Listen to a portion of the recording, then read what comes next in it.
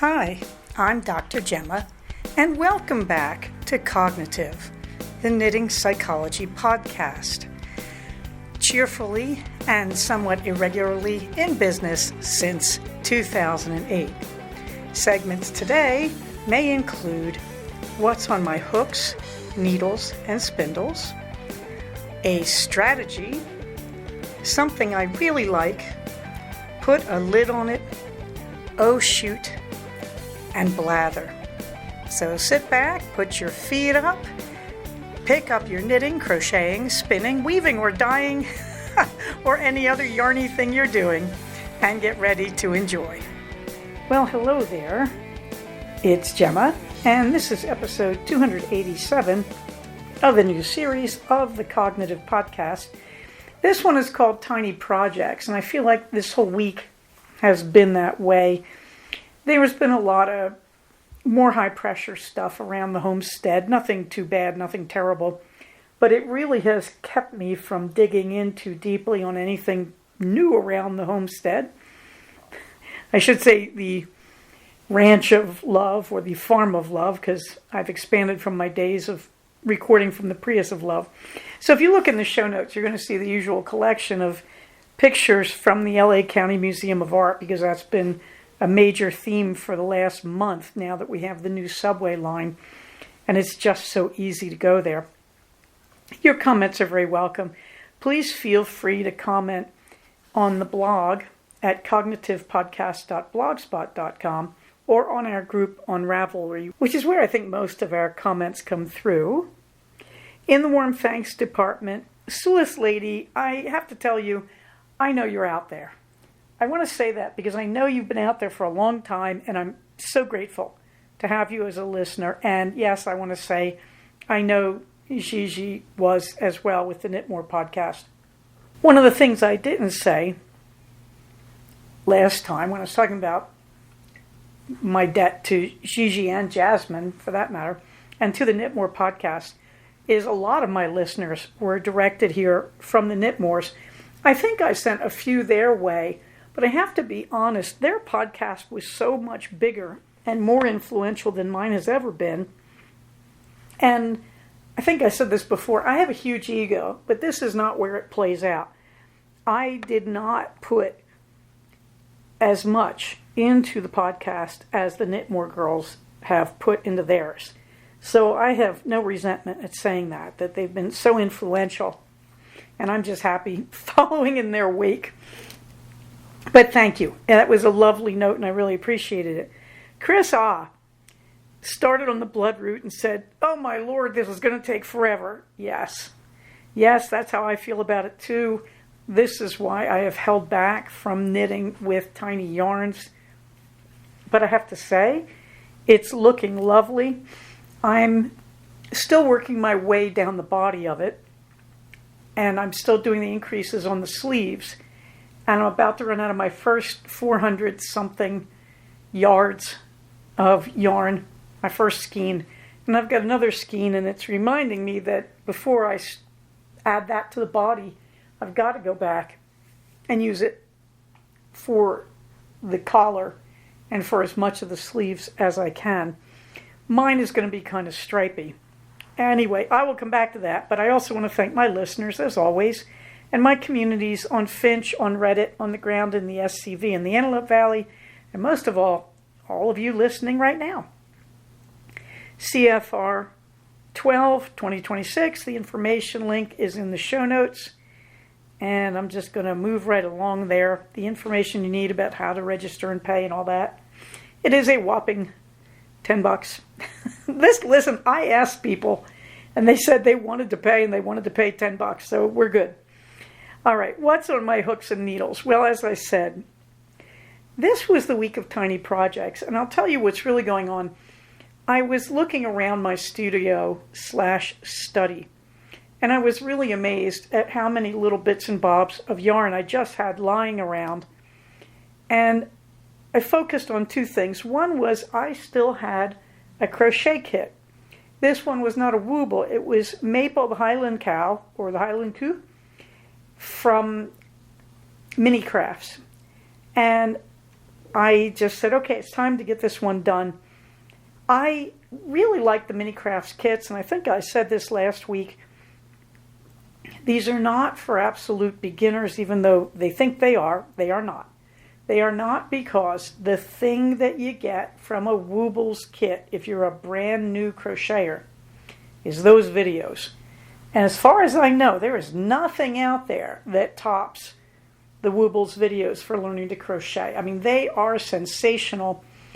Even if I was not making a Wooble, if I was trying to teach somebody how to make a scarf, I would consider sending them to the Woobles videos that are free on YouTube, because they are that good.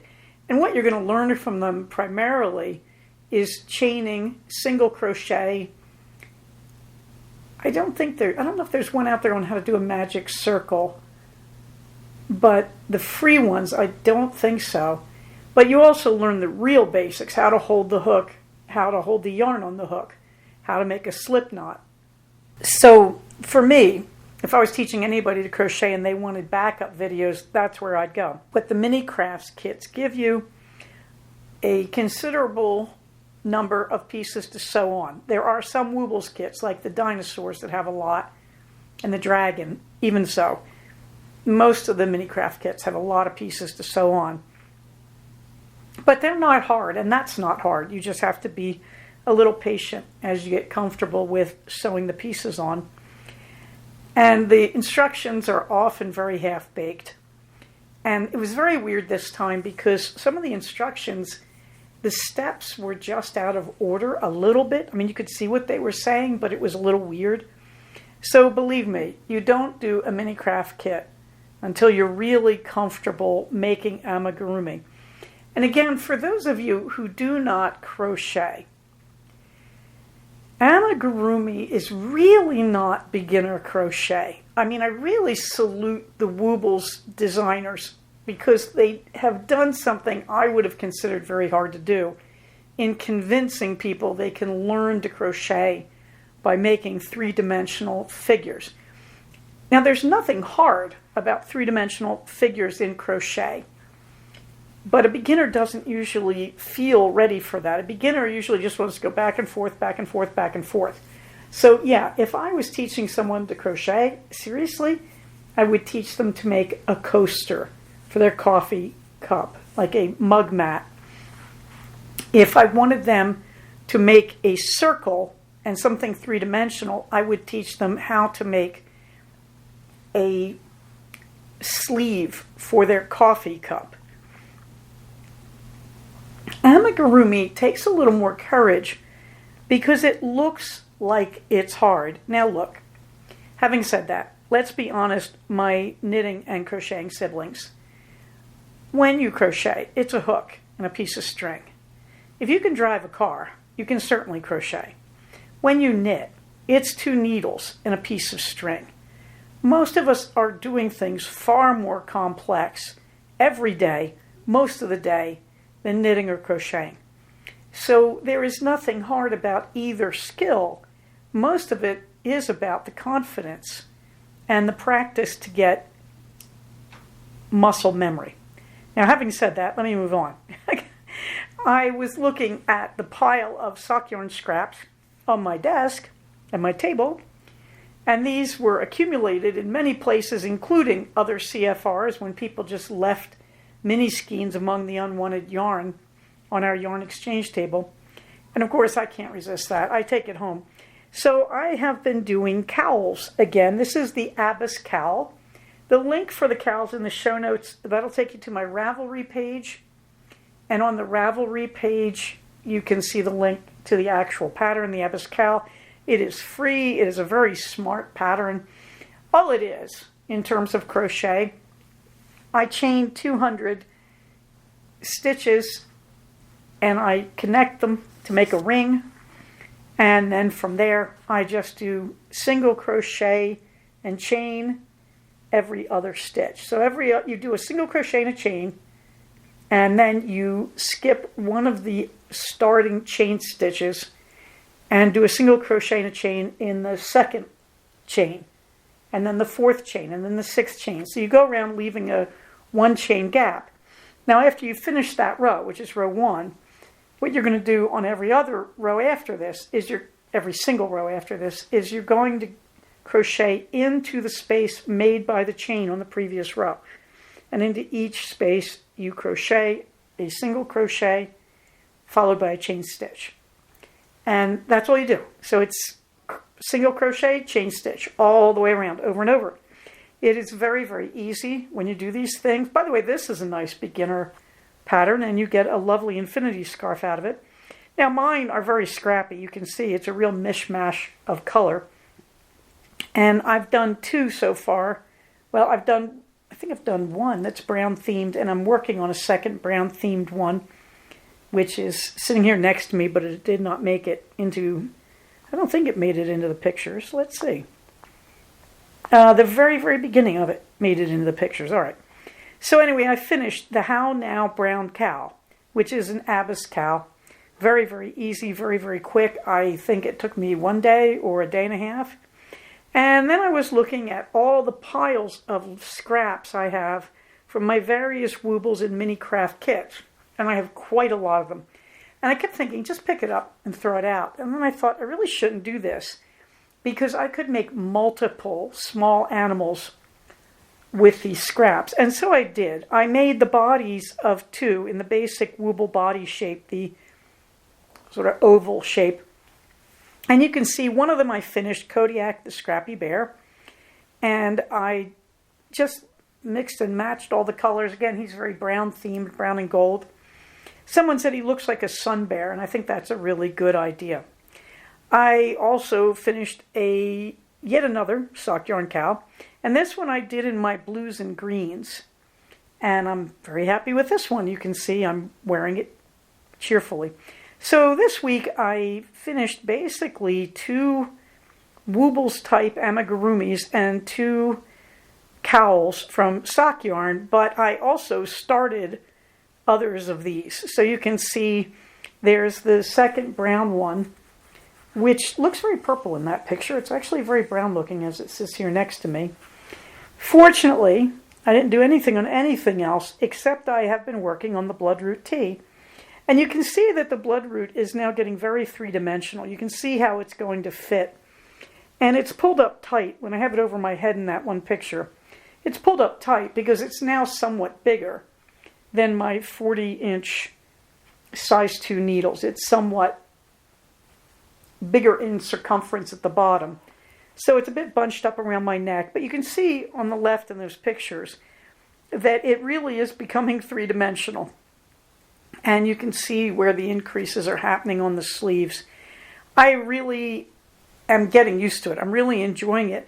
I am having odd moments of weird tensioning on it. Haven't figured out why. I keep going back and checking, did I make a mistake? Not really, but sometimes I'm not as steady in pulling up the yarn, I guess, and maintaining tension. And this, my friends, is why we block. Other than that, the mending pile. I have had a huge mending pile. I think I may have mentioned this, but I'm going to say it again because I feel good. Since I'm doing small projects around the house to sort of pick things up, I've had a mending pile here for, I think now about 2 or 3 years, and it's gone. That I really did settle down and work my way through all of it. And one of the interesting things, yes, there was a moth attack on part of it, and I tossed it out. And no moths. My life has been so peaceful. I now found out we had a sort of minor influx of moths again. And I was trying to figure out where they came from. And this was it. So that's all gone. And so is the whole mending pile. And that feels good. After that, I didn't do much else of anything because that took up enough. So let's get on to a strategy. In the strategy, I gave you a link to a Reddit post that was just hilarious. And it is about, apart from the typical things you hear about trust and all that, what is your most serious piece of marital advice? And heaven bless this TikTok person or Redditor or whoever she originally was. She did a whole video on the best of that thread. And you just have to hear some of it. It's very, very funny. But in terms of a strategy, I was trying to put it all together. And of course, what I'm really talking about in these examples, and I think what attracted this woman who made the video, is these examples are very sweet and very funny, but the thing they have in common is they are a sort of big picture perspective on maintaining an intimate, long-term relationship that may also include responsibility for other lives. And what comes through in the examples is just humor. That one of the things I would want people to think of in a strategy is when you are angry at somebody, whether it's your intimacy partner or just a friend, one of the most important things you can do is step back and bring up the big picture before you open your mouth, before you say anything. And the big picture is, what do I want this relationship to be like ongoing? Or, who is this person that I am about to speak to? What is my relationship? And this goes back to a book I was made to read in high school philosophy class, and I'm very grateful, by a guy named Urban Steinmetz. I think it was I Will, The Secret of Staying in Love, something like that. I just remember the guy's name, to be honest, because he talks about this. And the thing that really stayed with me ever since, I think it was my junior year of high school, was one of the things, at least that Steinmetz says, is, are you really going to divorce somebody over dirty socks on the floor? In my world, it would be over wet towels or underwear on the bathroom floor. Is that really going to be allowed to end your relationship? And to me, that has been such an important insight my whole life. And in my marriage or with my son, it's, this is a person I love. How do you treat a person you love? Even if you're angry, do you remember that you have to preserve that bigger relationship of love? And I think that's a sort of enlargement, sorry about the horrible pun there, on Steinmetz's idea. Are you really going to throw everything away because you're angry in this moment? So the first thing I would say in terms of the strategy in any of your relationships, when you feel yourself escalating, you're getting mad or you're getting sad or you're getting frustrated or any other painful emotion, you need to look at the other person and think, what is our ongoing relationship? What am I preserving here in the way I treat this person? I think too often we are allowed to think, or we allow ourselves to think, well, they're just going to have to get over this because they did something wrong. No. No, Diddy. No, no, no, no. No. There's so much wrong with that. The first thing is, what are your values? If someone does something to hurt you, you're seeing their values, whether they meant to do it, which is a little scary. But if they didn't, you see that they're not fully in control of their own value system. And if you do the thing they did to you right back at them, that may be satisfying, but that's basically defining your value as being the same as the values of the person who just hurt you.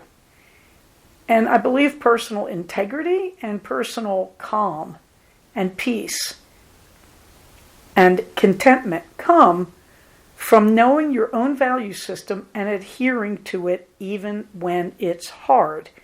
Coincidentally, that's also morality, assuming you have a nonviolent, generally, thoughtful value system. So the important thing is you need to hold on to that when you are angry with someone else. You do not become them if they've hurt you. You have to stay with who you are. And that's really key for when you're raising your children, when you're with your long-term partner, when you're with your friendships. What are your values, and are you staying with them in the thing you're about to say in response to feeling hurt. Now, the second part of the unhinged marriage advice, as I'm calling it, is a lot of times people, to do this and still manage their own personal unhappiness, they're changing anger into humor. I know one of them is, the woman says she walks around when her husband makes her angry. She walks around talking out loud like she would talk to her best friend about her husband doing this kind of jerky thing. And the husband will talk back to her, imitating her best friend, answering her. I think this must be hysterically funny to listen to. But it's this kind of pain-free way of reinforcing the woman who said this. She's basically telling her husband, I will not snitch on the things you do wrong to my friend. But if I did, here's what it would sound like. In other words, it's kind of this promise that what goes wrong between us is between us. I'm not carrying it around. But at the same time, it's a way for her to vent what she'd say to her best friend, who I hope is her spouse. And it gives him a chance to sort of snark back, but to get it and to understand. And I love the humor in that. And I love that he can play along, because what he's doing, of course, is depersonalizing. And again, you have to work hard in intimate relationships not to keep taking things personally. Even if they're meant personally, you're not going to get anywhere by internalizing it and personalizing it. So go have a look at that link and go have a look at that video on the unhinged marriage advice. Parts of it made me laugh out loud, and I think it's just wonderful. Oh, shoot, I'm getting close to a race. I have a race on June 20th, Father's Day weekend. And we've had rotten winds and cold up here. So I am hoping this weekend that I'm going to really get myself out there again. That translates as I'm promising that to myself. Meanwhile, in the fluffy books, I have been listening to the latest in the series, the Mr. Darcy and Miss Tilney series. These are, from Jane Austen's characters, the children of the couples in Pride and Prejudice and Northanger Abbey. This is an extremely slow burn romance, and it is not at all sexy, which is nice. It's Regency. It's late Regency. This one really pushes the premise a bit. I feel like the author is really breaking a lot of Regency rules and pretending that everybody would be okay with this. The novels up to this point, I think there have been 4 before this one, were pushing it a little bit. This one really gets out of control. There's some definite mistakes, historical mistakes. That's all I can say. Nonetheless, I enjoyed it because I love what Jonathan Darcy adopts as a model of love. He's using a Shakespeare play versus a romance novel of his time. And all the mistakes of the book are made up for by his parting thought at the end of the novel. And I won't ruin it, but it's really, really good. I also listened to a Brother Cadfael mystery, an excellent mystery, by Ellis Peters. If you have not read the Brother Cadfael series, you really should. First time around, you should read them in order. They're often free on Amazon. They're so old. They're from the 80s and early 90s. The author, Ellis Peters, whose real name was Edith Pargeter, is a superb stylist, and she's a fine historian. The earlier books are okay. The first few, you can see she hasn't really got the feel of it yet. And the characters are a little bit, bland. But she really hits her stride around, I think it's book 8 or 9. Definitely by book 10, The Pilgrim of Hate, she's really gotten it down. An excellent mystery, which is a little later in the series, I think. The writing is unbelievably beautiful. It's lyrical. And she's talking about a very deep, committed love relationship. And I can't go further than that. In the Book of Common Prayer, marriage is called an excellent mystery. And that's also echoed over and over again in the doctrine of the church I was raised in, which is Catholicism, which makes sense. The main character of Ellis Peters' Brother Cadfael is a Benedictine monk. He's of Welsh origins. He was a crusader. He's now living in the 12th century monastic abbey of the Benedictines at Shrewsbury in Western England. I highly recommend them. In fact, actually, I've taken up another one of them. Which one? Ugh, can't remember the name of it. Okay, well, you'll hear about it next week, I'm sure. I also have been reading A Feather to Fly With by Lynn Harmon. I like Lynn Harmon's other books, and I am tired right now, and I can't remember them, but I've been reviewing them steadily. They are not Regencies. Oh, yes, she wrote the Mary Bennett mystery series, that's right, that I've been reading lately, that I really like, and they have not put them out on Audible. I think they put the first one out, but they haven't put them out, and they should. They're really, really good. And so I went to see what else she's written, and she's written 2 Regencies, and I have them both, and so I'm reading A Feather to Fly With, and it's delightful. It's delightful, and it's really offbeat for this type of story. It's very, very original. I like Lynn Harmon a lot. I hope she cranks out a lot more of the Mary Bennett Mage series. And yeah, I can't believe I just said that. I really hate it when people start throwing magic and sorcery and all that into Jane Austen's novels. But the great exceptions for me are Maria Grace and Lynn Harmon. Maria Grace does the Dragon series, and I really quite like them. They're getting very intense. In fact, she just cranked out another one, and I cannot remember the name of it, but I will be starting to read it. I am waiting for the audiobook of it, because I also like the guy who narrates those. Benjamin Fife. Anyway, so that's what I've been reading and listening to. Something I really like, it is that time of year, fire season here in the California hinterlands. So I'm just going to recommend that you download the Watch Duty app if you're anywhere in the western United States, because they have expanded its scope and it's worth donating to it, because it is a highly reliable system to watch local fires. I found it especially useful when a rocket plant down in Garden Grove had a kind of toxic dump that started overheating last week. It is now under control. But for a while there, it looks like it was either going to explode or leach in dangerous ways. So if you're out in my neck of the woods, please make sure that you've got the Watch Duty app on your phone and that you're getting notifications from it. So far, so good, touch wood. In the meantime, you can find all the other links. I am trying to migrate my links on ICE that I've been carrying for months now and on various services over to my general categories of useful links. Pardon me, I'm trying to make the show notes a little more brief. So if you see those guys getting shorter, no, we still have them, but they've been relocated to the community resources section, to those links that I list there. Having said that, I hope I have done that.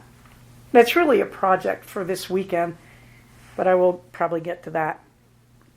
In the meantime, I'm waiting until I get to episode 300, and then I will add episodes 251 to 300 of the new series to my project back episodes on Proton. So that's where we are on that. No action in Green Fingers or Put a Lid on It. It's been very quiet, to be honest, like I said. And so we're now into the blather. And again, last weekend, I really took the bus around the Santa Clarita Valley on Saturday and just sort of worked out a bunch of new bus routes because I needed to. Now, normally this means I take the train down from where I am up by the Antelope Valley, and I don't go into the San Fernando Valley. I get off at Newhall or Santa Clarita. And I realize there's a very, very good bus system in the Santa Clarita Valley, at least for my needs. If I was in one of the housing developments, I'm not sure how good it would seem to me, but as someone visiting the SCV, it's very good. You can get to all the things you need, the facilities and the shops and everything. So I did a lot of that and just was learning those bus routes. And then I also went on Sunday back down to LACMA really quickly to do some Father's Day shopping. I got the beloved his membership for LACMA, which he wanted, and that got him a free copy of the wonderful book they put out on the opening installations at the Geffen. The book's called Wander. One of the great things I found is they're now selling a retail version of the book to people who are not members for $15. I really recommend it. It's a really nice and readable and interesting and beautifully done souvenir of this opening installation. Meanwhile, speaking of installations, LA Union Station is getting ready for the World Cup and the Olympics and all that. And so they have hung a huge installation of sports photography in the main hallway that runs under the platforms. So when you leave the entry hallway, which is this beautiful sort of Spanish Art Deco, and it's not there. They have a whole other set of installations there of information stuff and all that. But when you are actually walking up the tunnel to your train platform, that's where this is. And it's really interesting because they blended a sport in each photo with overcrowding of its elements, is all I can say. Now, I had to do the one of rowing because I have a varsity letter for crew from my university days. So I had to do that one. And they just jammed all the boats in there. Believe me, that is not what a race looks like when you're doing crew. It's way too many boats. You'd just be bashing into each other. Okay, and so I couldn't resist that one. It's different countries. I did look for my university's characteristic or decoration, but no, it seems to be national teams. But I could not resist the baseball one because it's a catcher with the ump crouching behind him, and it's just this collection of balls flying at him as the batter strikes the ball or prepares to strike the ball and throws the bat down, except there's no batter. There's this collection of flying bats moving away from the catcher and a bunch of balls heading towards him. It's a great image. So, yes, I'm going to recommend this. If you get a chance to go down to Los Angeles Union Station, and you should. If you visit LA, you really should see Union Station. It's a gorgeous building. It's really beautiful. They're trying to improve the buildings in the cluster of buildings that surround it. And they just opened a new restaurant, a Fred Harvey. It used to be a Fred Harvey. I'm not sure if Fred Harvey's still running it. But they're using that kind of Fred Harvey National Park kind of thematic approach for the new one and harking back to what it used to be as a Fred Harvey restaurant. But you really should go see this. You really should see the main entry hall of LA Union Station, which always blows me away because it's just gorgeous with its huge vaulted ceiling. But you should walk up the train tunnel and see these pictures. It is a lot of fun. They did a good job. The other thing I noticed when I was down at LACMA, I'm always walking by these benches they have set out, and I thought, how tacky. They've got these advertising benches like you have on the streets of LA. But I finally looked at them and realized, no, they are parodies of those benches. And so there is one, we buy houses, call today for fast cash, but then the phone number is 1-800-RIP-YOU-OFF.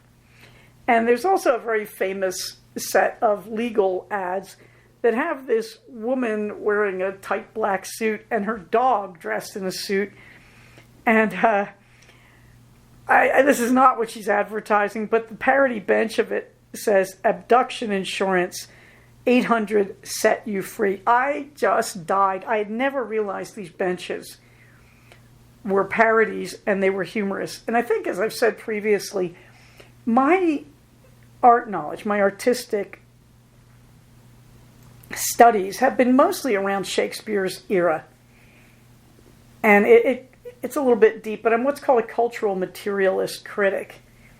And I'm not going to go into it, but it means that you're looking at the actual objects of the culture, the artistic output, but also the clothing, the furniture, the way the rooms are set up, the wall decor. So that's how I think of things. And in that kind of art in the 17th century, now, of course, Shakespeare's plays are art, and they are very funny. But I did not associate in their visual arts outside of dramatic art, I did not associate humor with it. And one of the things I'm really enjoying in LACMA is most of it is newer, although they certainly have some worthwhile earlier ages stuff. But in the contemporary stuff, I had not realized how funny art can be. And so I've really been enjoying this to my great delight and surprise. All right, after that you can see the usual community resources, and you can see my upcoming calendar, and Minerva gets the last word. Minerva's last word is or else, harumph. And you can see her sitting on my desk, ignoring me, blatantly. But there's more to it. Minerva has a routine. She and I designed it kind of accidentally together. And when I don't honor it, she is now very, very much in the habit of getting on my desk or my table. There is my desk that she's sitting on. And she will turn her back to me, as she is doing in the picture. And what you don't see is the next thing she's going to do is right in front of her there is a steel cup that has iced tea. And she's about to knock that off the table if she can. And you can see, if you look real hard, you'll see the completed Highland Coup and a Wooble body there that I haven't yet adorned. And she's going to knock those off. The scissors, the little blue tin right behind her butt there. She's frankly going to knock anything off that desk that she can.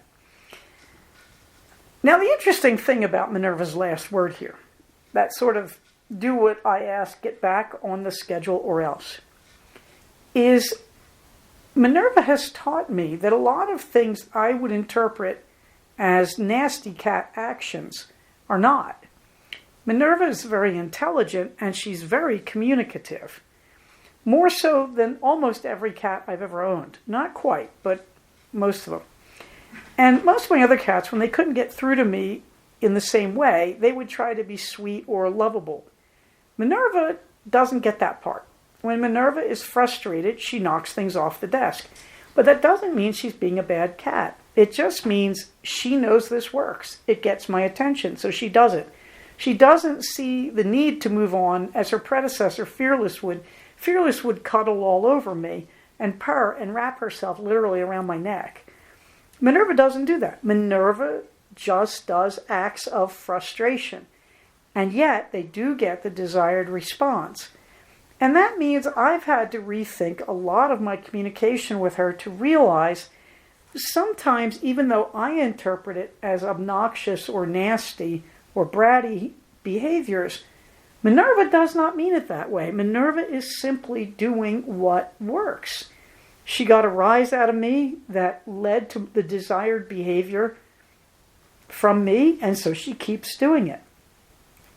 And once I started saying this isn't a bad cat or a mean cat, this is just a cat who communicates in this way, I began to see Minerva as much more affectionate and friendly.